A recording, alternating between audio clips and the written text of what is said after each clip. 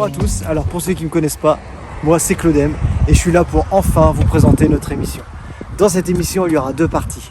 La première concernera la partie Le Conteneur à Talent, où il y aura des interviews d'artistes de tout milieu. La deuxième partie, qui sera consacrée à notre association Un Défilé pour tous, sur la base de Un pour tous. Une assoce pour tous, une rime pour tous et tas d'autres choses qui seront des surprises bien sûr à chaque émission. Donc l'émission sera mensuelle, un format de 30 minutes. Et voilà, donc aujourd'hui, tout ce que je peux vous annoncer, c'est l'arrivée du conteneur. A tout de suite.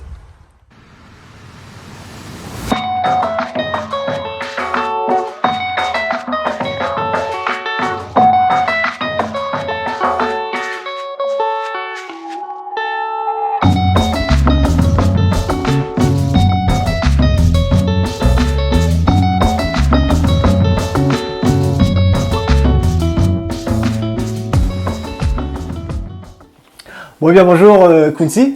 Salut. On est ravis que tu sois venu nous rejoindre sur l'émission aujourd'hui. Bah, c'est avec plaisir. Donc, qu'est-ce que je peux te dire, c'est qu'on est vraiment content. Tu es le premier artiste à venir au conteneur. Bah, c'est un honneur pour moi. Ah, et puis de même. Voilà. Donc, en fait, je tenais à ce que tu nous rejoignes aujourd'hui parce que pour moi, tu es l'artiste. Ça fait longtemps. Voilà, t'as ton originalité, t'as ton univers que j'ai eu le bonheur de découvrir il y a quelques années maintenant, par le biais de gens en commun qu'on connaît, Gomme, Tino qu'on a connu. Ouais, c'est vrai. Et donc, aujourd'hui, donc, je les ai présentés, donc Quincy. Ouais. Est-ce que c'est ton nom ou alors un pseudo ou alors c'est vraiment... Ça, on me l'a souvent demandé. Voilà. En fait, c'est vraiment mon prénom. C'est parce que ma maman, en fait, quand elle m'a eu, donc, elle était fan de musique afro-américaine, et notamment de Quincy Jones.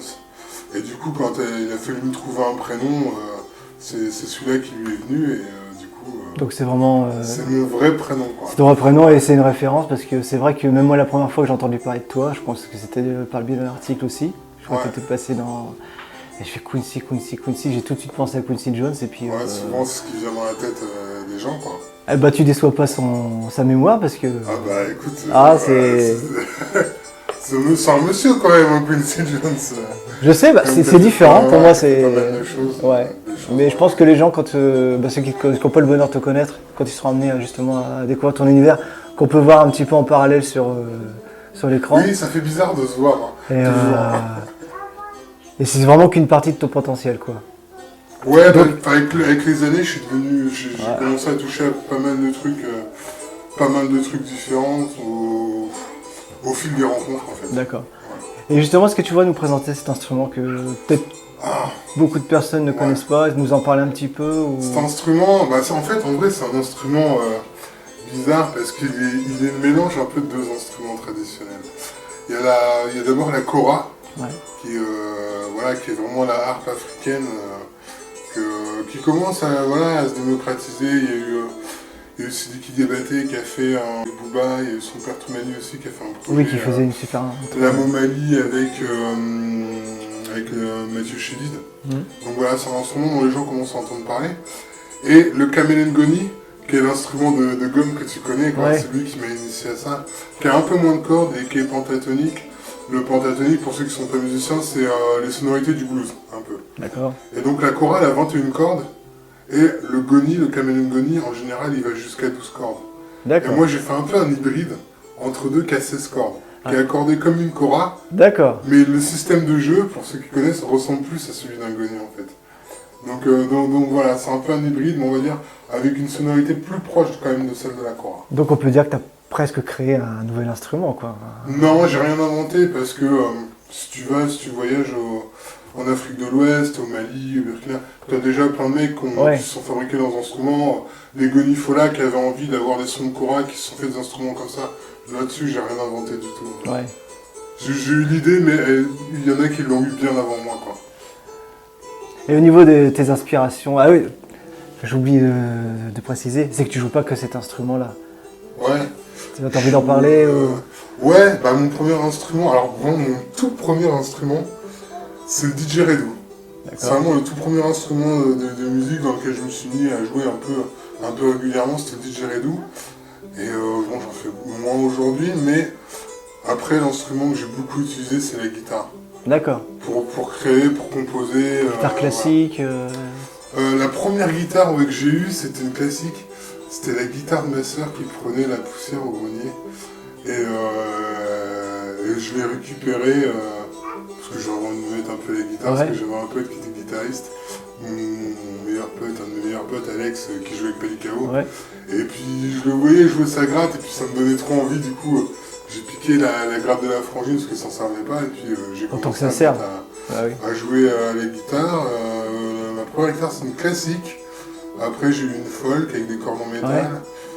J'ai eu une guitare électrique, j'en ai une, j'en joue un peu moins, mais j'en ai une.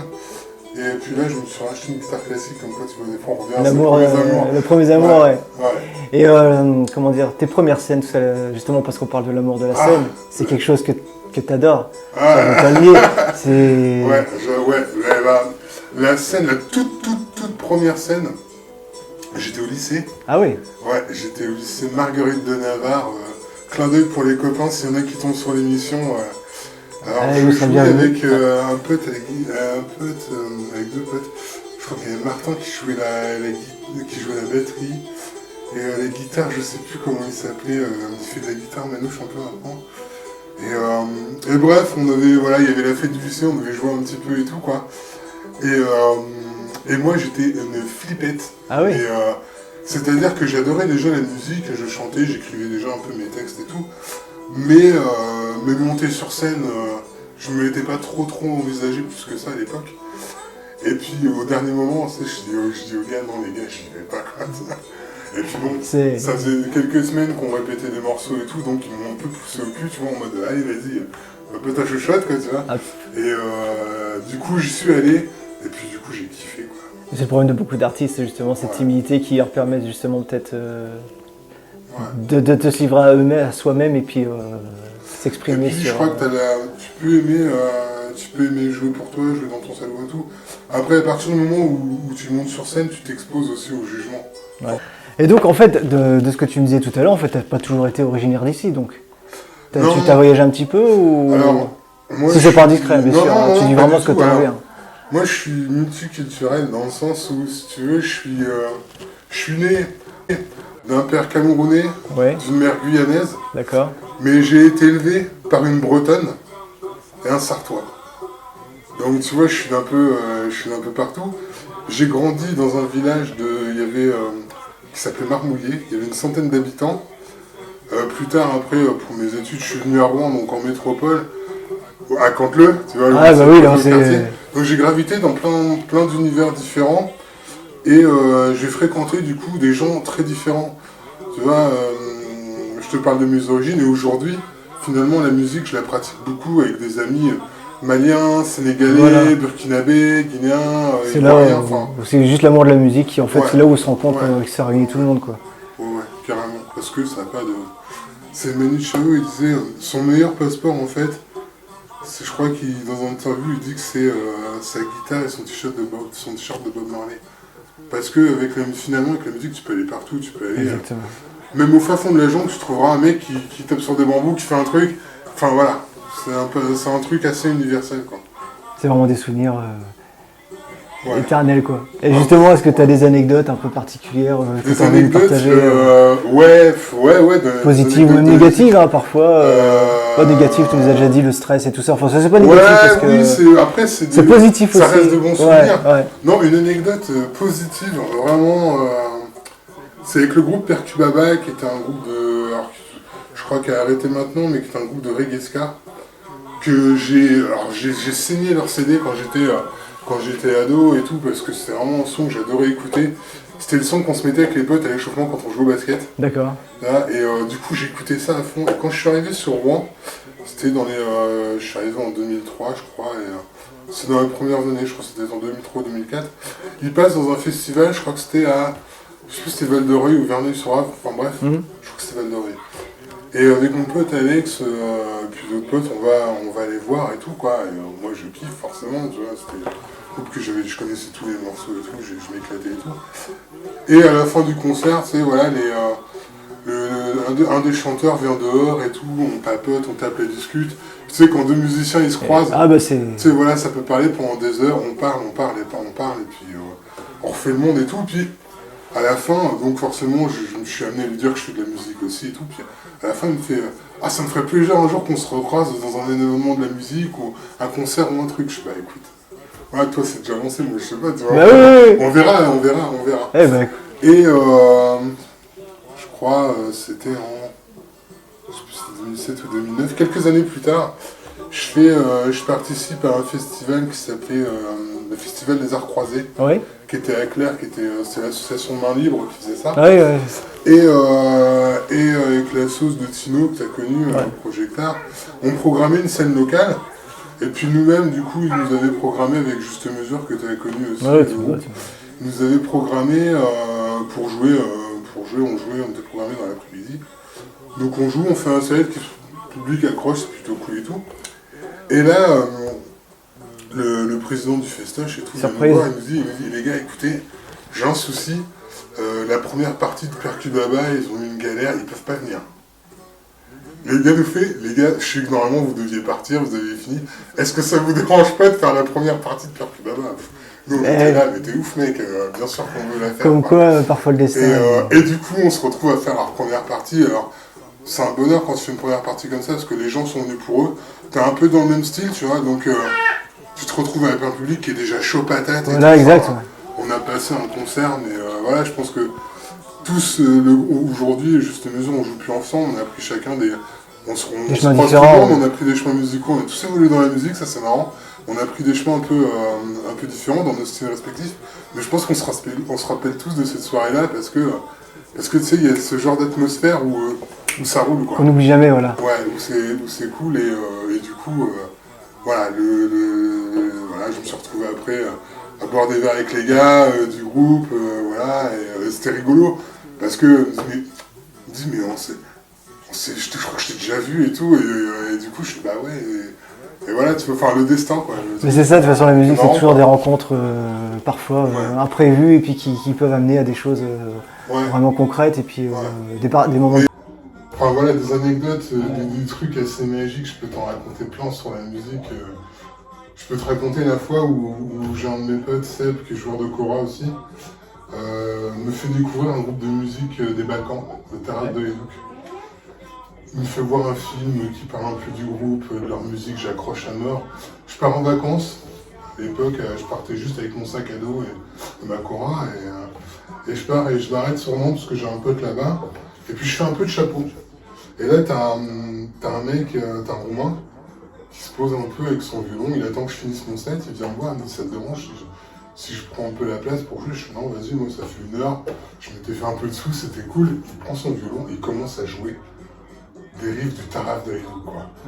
Et là je me dis merde, je connais ce truc-là, tu vois. Et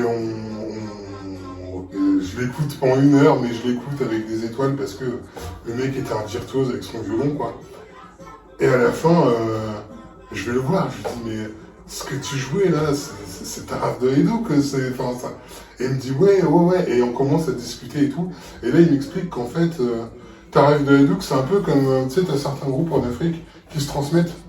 Par exemple, Farafina, c'est un groupe, t'as eu les grands-parents qui ont joué, les parents, et puis maintenant t'as les fils qui continuent à jouer Farafina. Et Taraf de Hajduk, c'est un peu pareil, c'est-à-dire que c'est un groupe qui se perpétue de génération en génération, et en fait, lui, gamin, il a joué dans Taraf de Hajduk, quoi. D'accord, comme quoi. Et voilà, à 1 semaine d'intervalle, j'entendais parler de ce groupe-là, alors que je ne le connaissais pas avant. Enfin voilà, je peux t'en raconter un milliard de trucs comme ça. C'est sûr que, je pense que de toute façon, tu seras encore invité pour raconter la suite. Avec plaisir. Donc ce que je vois, c'est que en fait, tu as quand même joué dans plusieurs groupes, c'est ça? Ouais, j'ai joué dans plusieurs groupes. Quand je suis arrivé ici, j'ai fait un peu de musique en solo, guitare-voix. Après, j'ai joué avec Tino, avec Juste Mesure. Après, j'ai joué avec Mamadou, beaucoup, qui est venu rejoindre mon groupe Queen Maya à l'époque, avec qui on a joué beaucoup, avec Yann Bonny, qui est guitariste, qui était mon voisin du dessous. Tu vois, c'est comme ça qu'on s'est croisés, avec Yann Pavel, qui est un bassiste de malade, et Tristan Bâtard, qui était un super batteur et tout, qui est toujours d'ailleurs. après, Juste Mesure avec Tino, pareil, qui était une belle rencontre musicale, une belle fusion entre du hip-hop, du jazz, des fois des influences rock. Enfin, Un petit des clin belles d'œil choses. d'ailleurs. Voilà, bien Juste sûr. Mesure et puis Tino. Au Gabon, On se porte tous pas bien là-bas parce que. encore un truc de la vie qui est ouf. Ouais. La choriste de Juste Mesure, Angie, c'est ma propriétaire aujourd'hui. D'accord. Enfin, Ouais. voilà, plein de trucs comme ça. C'est parce que parfois il y a des événements dans la vie qui se disent Ouais. en fait c'était pour ça. Mais c'est ça. Voilà, Il y a plein de gens, et puis voilà, forcément, je suis obligé d'en parler. Palikao, Ouais. avec mon pote, avec mon frère, comme Gomme, c'est un frère, Alex, c'est mon frère. Il est toujours omniprésent dans ta vie en fait, Mamadou, c'est vraiment. Il y a des gens qui sont qui sont mes grands frères en fait. Mais pas seulement au sens de la musique, vraiment au sens de la vie. Je vais te parler de Mamadou. Je peux te Mamadou, parler. d'ailleurs, t'es invité dès que tu veux. Bah ouais, Si tu vois l'émission, c'est clair. on t'attend. Il y a Mamadou, il y a Alex du groupe Palikao qui est le premier pote que je me suis fait à Rouen en fait, clairement. Il y a Yann, du coup, voilà, mon frère qui est en Bretagne, qui est super guitariste aussi. Tino qui est au Gabon. Il y en a un qui est pas musicien dans l'eau, c'est Franck, je suis obligé d'avoir une pensée pour lui parce que c'est mon pote d'enfance qui est sur Reims. Et voilà, enfin, voilà, c'est des gens qui sont, voilà, qui comptent, qu'ils soient musiciens ou non, avec qui on partage, voilà, beaucoup de choses, des joies, des peines, des Oui. rires, La vie quoi. voilà, La vie, tous les vraiment, trucs positifs de la vie. Puis voilà, après, ouais, des rencontres musicales, il y en a eu plein de chouettes. Face au Ouattara, que j'ai eu l'occasion de partager aussi quelques scènes, qui est un gars génial. Je suis obligé de te parler d'un flûtiste excellent que j'ai rencontré grâce à Gomme, un flûtiste burkinabé qui s'appelle Wahanou Diarra, pareil, qui est J'ai voilà, déjà entendu son venu, voilà, on a fait une petite vidéo il y a pas longtemps là où il prend son Jelly C'est Goni, sûrement là que j'ai dû voir. mais qui est juste un artiste génial, enfin un mec super. Enfin voilà. Si tu me demandes de te parler des artistes que je sais j'aime qu'on bien, pourra avoir des heures. il y en a tellement que je peux pas tous les citer, mais enfin voilà. Bon. Il y a trop de choses, même ici en Normandie, chez nous, il y a plein d'artistes. Sortez, allez voir les Et artistes. justement, on est d'accord là-dessus, Ouais. la Normandie n'est pas assez représentée. Je pense qu'il vraiment faut Ouais. la culture musicale, Ouais. il y a Il y a d'autres. Il y a plein de Vraiment, belles choses. Pas Ouais. hésiter. Ouais. Pas hésiter à se faire connaître et puis avoir confiance en soi. Puis il va relever le défi de se faire connaître et puis montrer ce qu'on aime. Je pense Ouais, que là-dessus, on est complètement. d'accord. Et puis, Complètement. et bon, tout en parlant sur la musique, des petites influences personnelles. Ah, mes influences, ouais, avec c'est lesquelles large. nous- C'est large. Je sais, je m'en doute. Alors, Je ne pourrais pas tout citer, mais. alors, ma maman qui m'a élevé, elle était très chanson française. Son artiste c'était Barbara. D'accord. Donc j'ai eu du Barbara dans les oreilles, j'ai eu du Brel, j'ai eu du Brassens. Après, moi personnellement, ce qui m'a influencé, il y a trop de styles qui m'ont influencé parce que c'est un truc sur lequel j'ai jamais été fermé, tu vois, ou borné à écouter ce style de musique. J'ai toujours écouté une musique qui me touchait. Ouais. Que ça soit Oui, son style du particulier. rap, du reggae, du métal, du classique, voilà, enfin. Après, j'ai baigné, ado, j'ai baigné pas mal dans le reggae, j'en écoutais beaucoup. Pas mal de reggae ska français aussi, avec des groupes comme Naruda Saska, Percubaba, j'écoutais Trio à l'époque, et les groupes de reggae jamaïcains, les Gladiators, Bob Marley, Aswad, Steel Pulse, Steel Pulse, Ouais, je sais. mon groupe de reggae préféré. Je crois que l'époque du lycée. Ouais. Steel Pulse à l'Exocet à l'époque. Le type des bailés, ouais. Enfin voilà. J'ai écouté du métal aussi pas mal parce que j'avais des potes qui écoutaient ça, puis que j'étais curieux, puis que j'y ai trouvé des trucs qui me plaisaient aussi. Avec Alex, j'ai découvert du punk. Par exemple, ça c'était pas du tout mon univers. Non, Puis j'ai appris à m'y intéresser. J'ai pas tout aimé, mais j'ai trouvé des trucs sympas. J'aime les groupes de rock américains des années 70 comme Led Zepp, Deep Purple, les Doors, tu vois, enfin. Et après, si on va dans le côté hip-hop, ce que j'aime IAM, j'aime les grands classiques. J'aime Proximo Proximo. Il y en a Kenny Arcana, enfin il y en a beaucoup. Il y en a beaucoup, il y en a trop. Très riche aussi. Voilà. J'aime Grand Corps Malade, j'aime Abdel Malik, j'aime voilà. J'aime beaucoup les paroliers, parce que c'est un truc auquel je suis assez sensible. Tout ce qui est chanson en texte. Ouais. Sans dénigrer, je suis moins fan de la nouvelle vague, mais je pense que c'est aussi générationnel. Ouais, oui, bien sûr. Tu vois, j'écoute moins Booba, j'écoute moins Jul, j'écoute PPN, tout ça. C'est moins ma cam. Je pense que ça parle à une génération qui se retrouve dans ces sonorités-là, dans les thématiques aussi. Moi, je suis pas sensible, ça me touche pas. Générationnel, de toute façon, Voilà. Mais voilà, comme dans la musique, il faut de la place pour tout et tout. Ah, j'aime bien. Ah mais tiens, encore une anecdote, t'en veux? Je t'en donne. Alors, on reprend à zéro. Lui, c'est un chouette guitariste qui vit en Mauritanie, qui est originaire de Toulouse. Et il est venu, je crois que c'était en 2013 ou 2014. Il est venu jouer, il venait sur Rouen chez une amie qu'on avait en commun qui m'avait vu jouer dans la guitare avec un autre groupe. D'accord. Et il me dit, ouais, Domi, il a besoin d'un percussionniste et tout, ça te dérange pas pour dépanner et tout. Moi je tapote, mais c'est vraiment pas mon instrument premier, mais je dis, bah écoute, si ça peut l'arranger, le dépanner, pas de soucis et tout. Et on discute, et là il me dit, mais tu sais, je suis originaire de Toulouse et tout, bah ça c'est marrant. Et en fait, c'était marrant parce que nous, quelques semaines après, avec Mamadou, et le groupe Coup de Maya, qui était le premier groupe que moi j'ai fondé ici, on faisait la première partie justement de Zelda, qui sont des Toulousains et qui sont des super potes de ce mec-là. Enfin, voilà, enchaînement de trucs.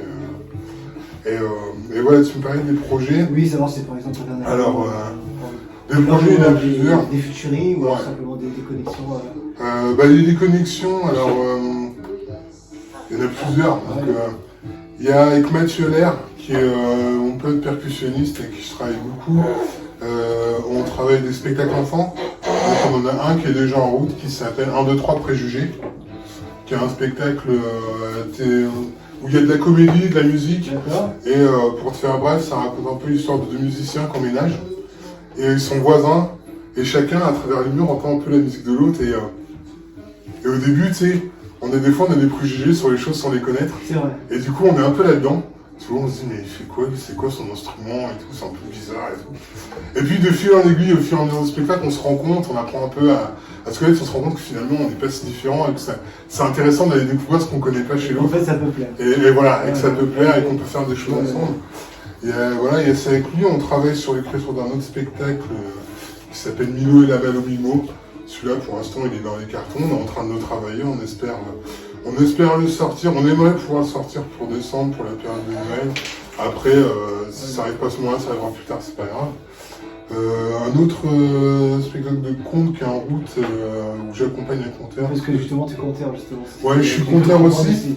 Je suis conteur aussi, donc j'ai un spectacle à moi qui s'appelle les histoires d'Amédée à la recherche de l'âme de vie, qui raconte l'histoire d'un musicien en fait qui se réveille d'un rêve. Et dans son rêve, il a découvert un instrument un peu étrange, la corde avec une boule. Tu vois, et en fait, c'est l'âme de vie. L'âme de vie, c'est une petite boule de lumière qui est porteuse de l'énergie créatrice en fait. C'est elle qui donne l'inspiration au musicien. Et donc, au cours de tout un voyage de péripéties, il va chercher l'âme de vie, il va la suivre, et il va rencontrer des personnages, il va apprendre des histoires qui vont lui apprendre des choses, et voilà, et à la fin de sa quête, peut-être, il va réussir à attraper cette fameuse âme de vie qui donne l'inspiration, quoi. Voilà, il y a ça, et au niveau spectacle enfant, il y a aussi le voyage de poussée, où là, moi, je ne suis pas conteur, mais j'accompagne un conteur, super conteur qui s'appelle Louis-Marie Zacker-Lombard. Et donc, Poussé, c'est un petit garçon qui est né dans une graine de lentilles. Et voilà, et il lui arrive voilà, il se fait bouffer par un loup. Il lui arrive tout un tas d'aventures extraordinaires. Voilà. Et ça, voilà, c'est vraiment le côté travail pour les spectacles enfants. Après, au niveau spectacle plus tout public, j'ai mon groupe à Midi-Camp, dont je te parlais, qui est avec où il y a Cora, Goni, violon, percu congas, basse, où là on mélange vraiment l'influence hip-hop, slam avec ces instruments-là. D'accord. Voilà. J'aimerais bien justement faire une sorte de fusion hip-hop avec... J'aimerais bien en sortir un petit album, on est en train de travailler. Tout doucement, ça prend le temps parce que... Alors ça nous prend du temps parce que pour faire les choses bien, des fois, faut se donner du temps. Et voilà. Puis je me rends compte qu'avec toutes les personnes d'ailleurs que tu as citées tout au long de ton parcours, tu as rencontré tellement de personnes que c'est peut-être pas toujours facile de savoir faire quoi avec qui, et puis, parce que tu as tellement, je pense, de choses à vouloir faire. Si tu arrives à savoir ce que tu veux faire avec qui, après ce qui est difficile à arriver à un certain moment, je pense, dans ton parcours de musicien, c'est que justement je suis pas le seul dans ce cas-là. C'est-à-dire que mes potes aussi ils sont dans des projets et tout, et que du coup, des fois c'est pas toujours facile de se réunir, mais voilà, on avance pas à pas, et puis ça prend le temps que ça prend, et puis voilà, ce projet-là, j'aimerais bien le sortir dans l'année, voilà, ça serait cool, j'aimerais bien cette année, d'ici 2022, voilà, avoir enregistré un peu de son, et puis pouvoir commencer à diffuser quelques vidéos, commencer à lancer quelques concerts. J'espère que tu en feras profiter, qu'on pourra justement ouais, avec plaisir. essayer de te promotionner, si bien sûr d'ici là beaucoup de personnes me suivent, et j'espère que ça se fera. Et le dernier projet dont je vais te parler, c'est forcément Amfa Folie, qui est avec Mamadou Koïta, Gomme que tu connais, et qui est aussi un projet avec plein de musiciens, qui est très world music, très afro, avec des influences. Il y a il y a un morceau un peu reggae, il y a des influences aussi un peu afrobeat. Et voilà, on retrouve la chorale à la fond, la basse, la batterie, le sax. Voilà, on est 7 musiciens, c'est assez riche, et du clavier aussi. Enfin, voilà, c'est quelque chose d'assez riche. Là, on est sorti pour la première fois cet été au Festival Rush. Voilà, organisé par le 106 et tout, puis on espère qu'il y en aura plein d'autres à l'avenir. Donc tu étais bercé par la musique à 100%. Ouais, c'est mon kiff de vie, hein. Franchement, voilà, c'est...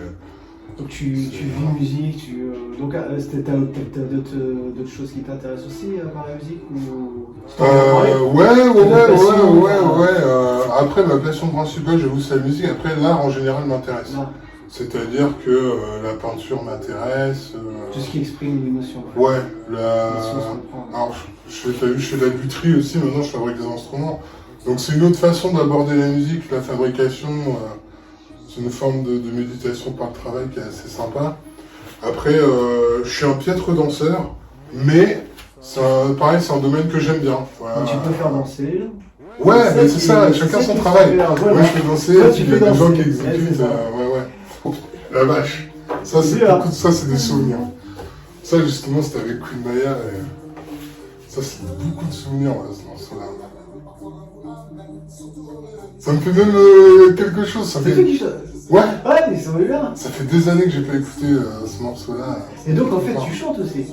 Ouais, je chante. Alors, c'est vrai que ce qui est marrant, c'est que maintenant, la chorale m'a tellement absorbé que je me suis mis un peu moins à chanter. D'accord. Et c'est vrai que j'ai repris le chant pour ce projet à Médicant avec violon, chorale, ça.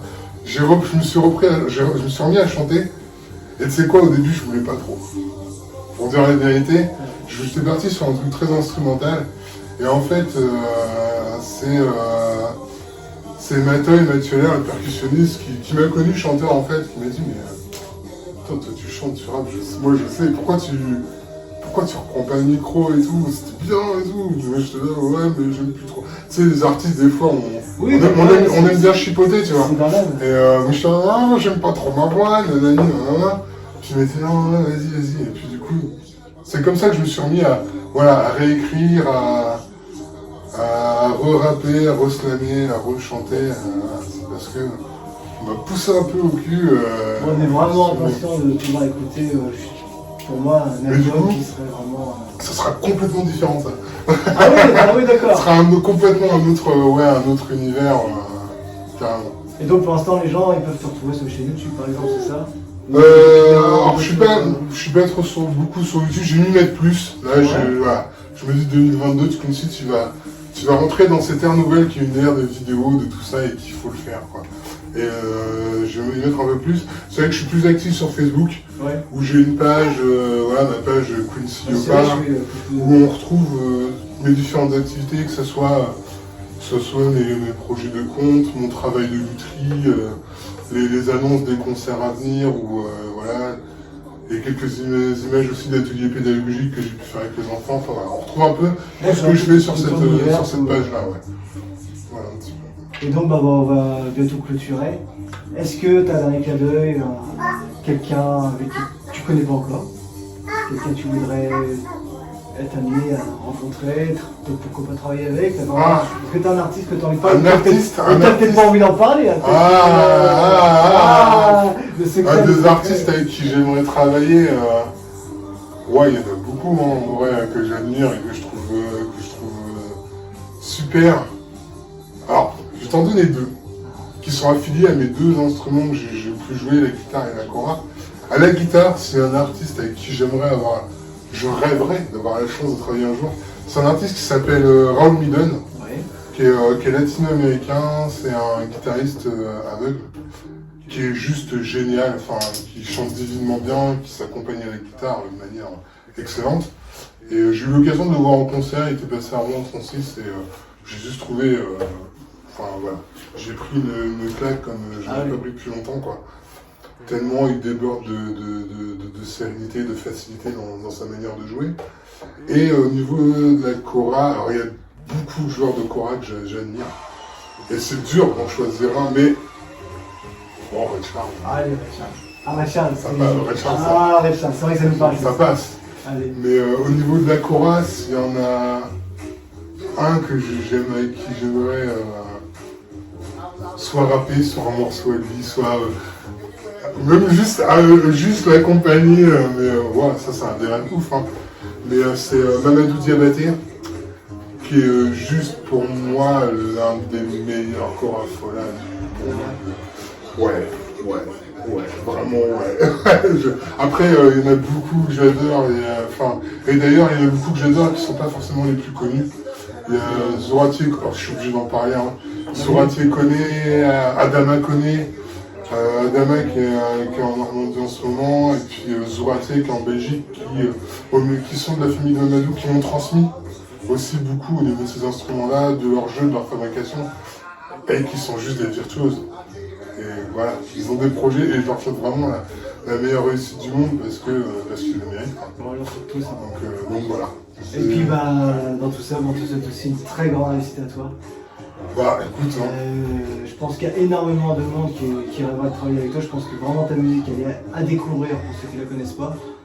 Et tu mérites vraiment d'aller de l'avant. Et puis on vit une période difficile. Ouais. Comme pour tout le monde, on a eu 2 ans quand même assez compliqués. Je pense qu'on est tous amenés à se relever et tu fais partie justement des gens qui sont battants et puis qui peuvent. Ouais, puis on a la chance, nous les musiciens, justement, dans cette. Alors, une chance. Moi, pendant le confinement, je me suis pas ennuyé. J'avais des trucs à faire, j'avais de la musique à créer, j'avais des trucs. Donc, nous, je pense qu'on a la chance de voir ça, qui nous évite la déprime, qui nous évite tous ces trucs-là. Donc ça va. Ça reprend, ça vit tout doucement et. C'est un petit un beau message pour tous ceux justement qui malheureusement avec peine pour te dire qu'ils se laissent un peu dans la tristesse et trouver une passion et puis justement écouter des artistes comme toi et les choses peuvent passer tellement plus facilement. Et écoute Quincy, on est vraiment content de t'avoir accueilli. Merci de m'avoir invité, c'était un vrai plaisir. Et puis on te dit à très bientôt. Ça marche. Ah oui, on est amené à se croiser. Et puis voilà quoi, moi officiellement j'aimerais t'inviter à rejoindre nos chroniques et puis avec le temps que tu pourras nous consacrer, bien sûr. Eh ben officiellement ça me ferait très plaisir. Moi je te dis à très bientôt. Ça marche. Et puis bonne continuation. Ouais merci, tout pareil.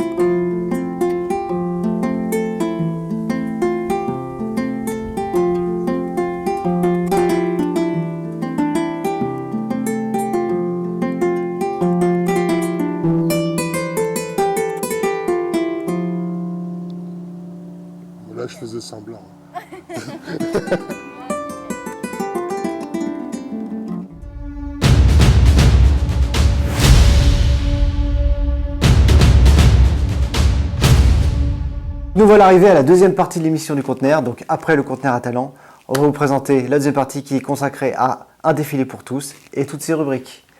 On va commencer la première avec Jennifer, ma femme, comme elle le sait elle-même, qui partage ma vie tous les jours.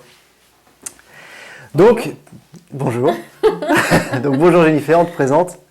Jennifer, donc en fait, qui s'occupe quand même au sein de l'émission de tout ce qui est photo, montage vidéo et qui, bien sûr, a encore d'autres talents dont on vous dira les secrets après. Donc, pour cette rubrique qui est une image pour tous, ça va être une photo que tu as prise. Ouais, c'est ça. Et donc régulièrement, en fait, à chaque émission, pour ainsi dire, il y aura une photo, une image qu'elle vous présentera.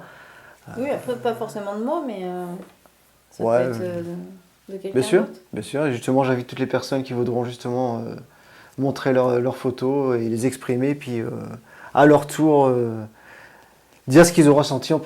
Donc justement, tu es là pour ça aujourd'hui.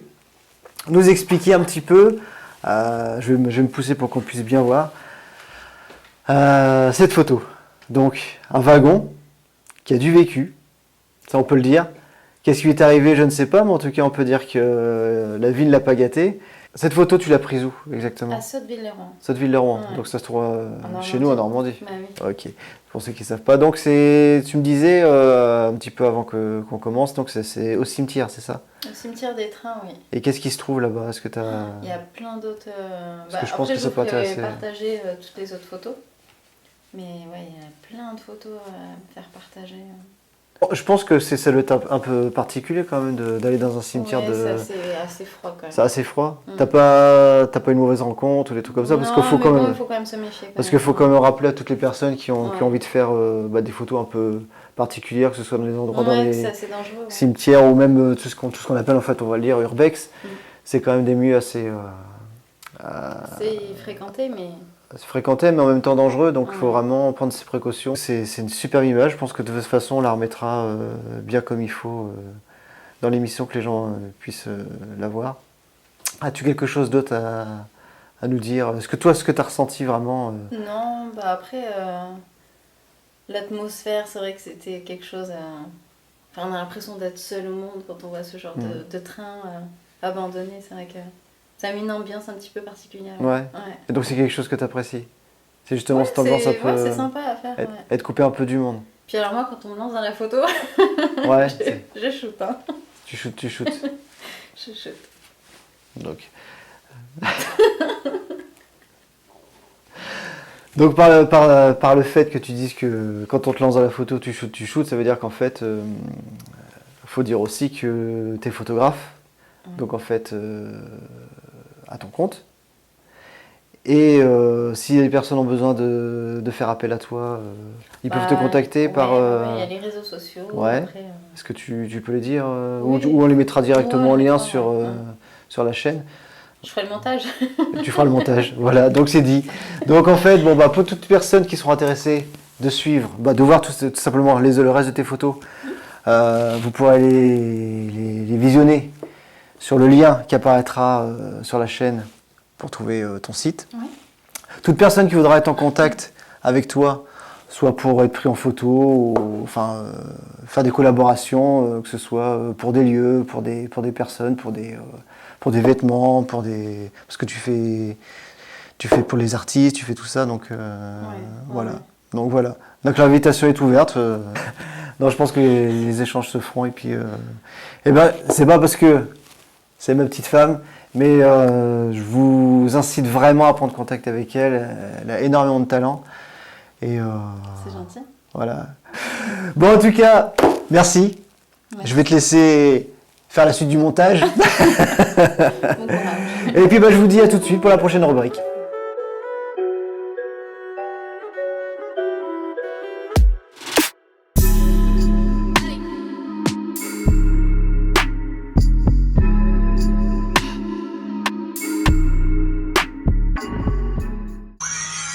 Regarde devant toi, avance vers demain. Regarde devant toi, suis ton parchemin. Pense au meilleur lendemain, ne te retourne pas vers le passé, le rétroviseur. Ne fais pas marche arrière, cherche toujours le bonheur. Tout a un commencement, le début d'un avancement, avancer lentement mais sûrement. Une vie de passionné, sans artifice obstiné, à vouloir réussir, coûte que coûte, contre le temps, une course acharnée. Avant le commencement, il n'y avait rien, maintenant avec tout on a faim. Ouvre les yeux, regarde devant toi, le temps est venu pour prendre en main nos combats et notre destin. Tous au départ, mais peu à l'arrivée, vis chaque seconde comme si c'était le dernier. Une société qui donne toujours au premier, reculer pour mieux sauter et parfois plus souhaiter.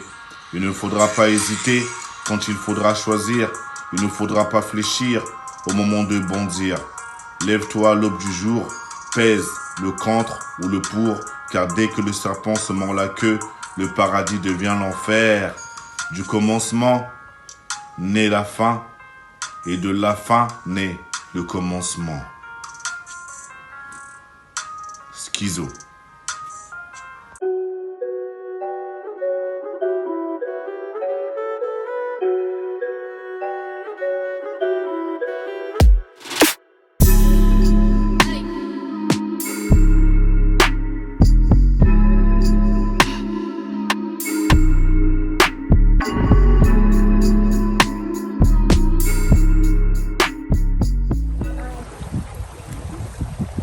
Rebonjour à tous, donc c'est toujours Claudem. Donc ce que je voulais, c'est vous remercier toutes et tous d'avoir visionné ces 30 minutes. J'espère qu'elles n'ont pas paru trop longues pour vous. Tout ce que je peux vous dire, c'est qu'on va se donner rendez-vous dans un mois avec un nouvel invité, un nouvel artiste, un nouveau contenu. Et pour tous ceux qui ont aimé, j'espère que vous reviendrez. Et surtout, n'hésitez pas à liker et tout simplement mettre des j'aime, à partager pour un défilé pour tous et pour un conteneur. À bientôt, ciao. L'envers du décor. C'est comme ça qu'on les dresse, hein. Et c'était ça, ils voulaient pas jouer dans... Hein, c'était ça, ils voulaient pas participer.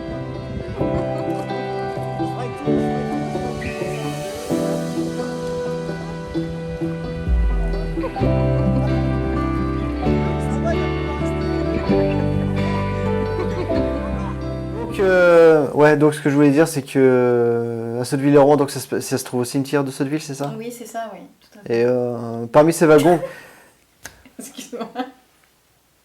C'est tout à fait.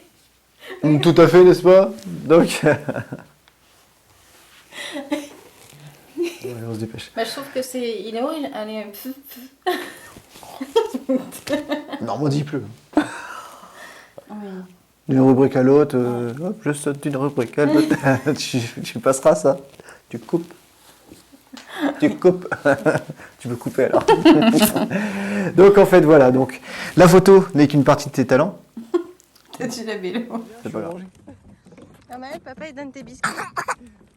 Allez, on saute, vite.